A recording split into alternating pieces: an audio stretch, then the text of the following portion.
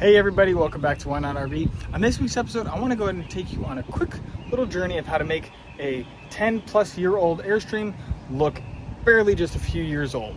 Let's check it out.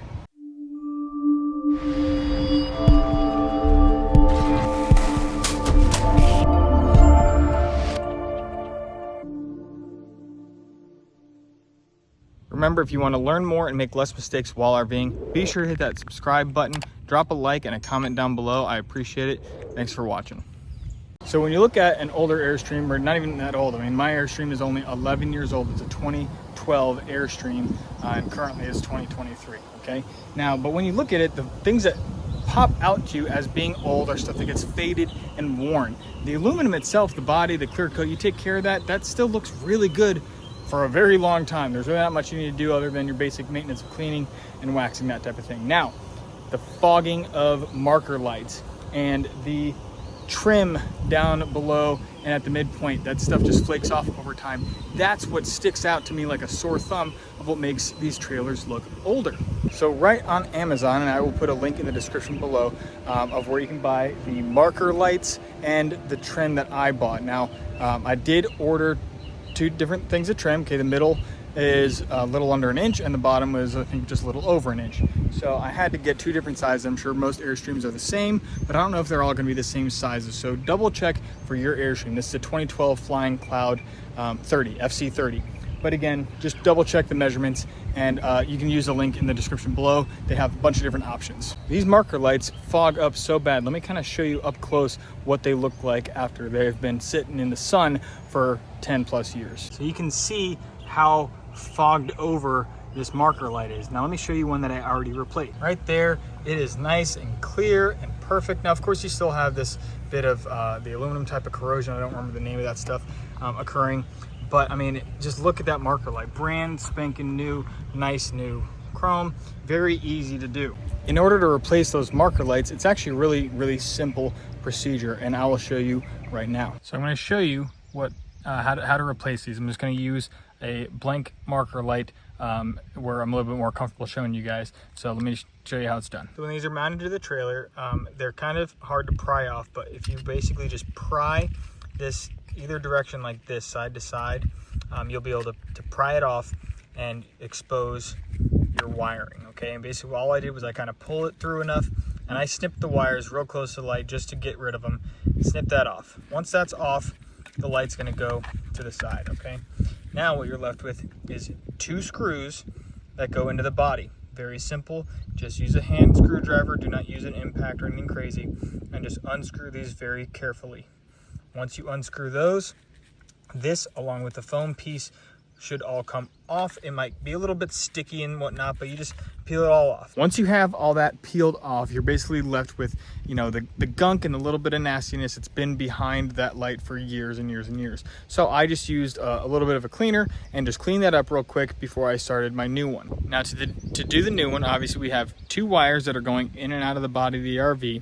Okay, that we need to be able to splice onto, and every single RV is going to be a little bit different, so I'm not going to go into detail, but I basically just splice mine on an offset so that I could tape them real tight together and still stuff them back inside the RV. Obviously, just like how it came off up against the RV is going to be that foam gasket piece. Then you got the chrome mounting piece. You mount your two holes, you re-screw your two holes back together right in the pre-existing holes, and then your new light basically gets pushed on there. There's a little 3M tape backing on the inside of that piece just to help it all stick, and then you can click it all together. Now what I did was when I did the wiring and stuff like that, before I put the light on, I took a little bit of caulk and I pushed some inside where the wires are at. That way it kind of just helps seal everything in there, and then I push the light on and you hear it click. It'll click onto the actual mount both in the front and in the rear. Right here you can see the little tabs that line up there in the front and in the rear. Now again, they will click into place. Once you have it all lined up and on the body of the RV, you should be able to push it enough, bam, it clicks in place. Same thing with the rear one, it should click right into place, bam. So now that's basically how that would be sitting on the RV. Now the next thing, like I said, talking about what needs to be replaced is the trim. When you look at this trim, let's see if we can get nice and close. You see it's just faded. There's no chrome left to it whatsoever. However, in some areas that get protected by the sun, such as where these rock guards are at, you can see that the chrome still looks pretty good, still looks like chrome. So the replacement of this stuff is also super simple, and I'll show you that right now. All you got to do is peel off the old strip. Okay, it's just held on there by 3M tape. I've already peeled this one off. I literally just kind of took a little screwdriver in here, got it loose, and just started to peel it all back. And then you got to clean up your surface area, which is, again, I'm just using some mineral spirits, but I came over with my finger first and just got all the excess glue, came off real easy, and then I'm using mineral spirits to make sure that the track is nice and clean. Next thing I've done is I've laid out my pieces. I got my old piece on the right side and the new piece on the left side, and I'm just gonna go and line it up as best as I can. At the end, I will cut it. I'm gonna bring it over here and start to get it onto the trailer.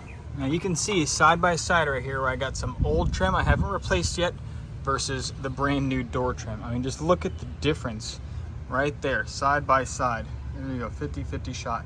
Look how clean that looks. So you can see the new trim has just 2 little rows of 3M tape and then a clear blue film to protect the chrome. So all I do is get this started. I'm gonna get this going a couple of feet, and then I'm gonna start to press it onto the Airstream and just peel this off as we go. Now we just start right at the end and just start to put it in and press it in. I'm sorry I didn't record it while I was doing it. It's just very difficult to do, you know, one-handed type of thing. And so you just kind of press it in, and when you come to stuff like this, you know, you have the awning, boom, I just took the awning out, you know, going around. It's nice and easy. These, you know, just latch down, boom, you can keep going. Now I will say the hardest part was this bottom trim behind the battery box. The rock guards weren't really that difficult just because, you know, you just kind of take off the nuts here, and I was able to get all behind there and get that piece all done. But right in here behind the battery box, I can't barely even fit my fingers in there. And it was very difficult, but still very, you know, easy to get done at the end of the day, because I just peeled the stuff off far enough. I kind of plopped the chrome section in behind here, started to press on this side, and what I did is I stuffed a towel in here, and I just started to bring that towel in from the top and let the pressure of the towel against this press it into place all the way across. All right, everybody, that's it for this week's video. I got the new trim done. We got the new marker lights on. Things look really good. The trailer definitely looks much newer. I really like the outcome of it. Make sure to hit a like, drop a comment down below, hit that subscribe button, turn on the notification bell. We'll see you next time. Thanks for watching Why Not RV. Bye.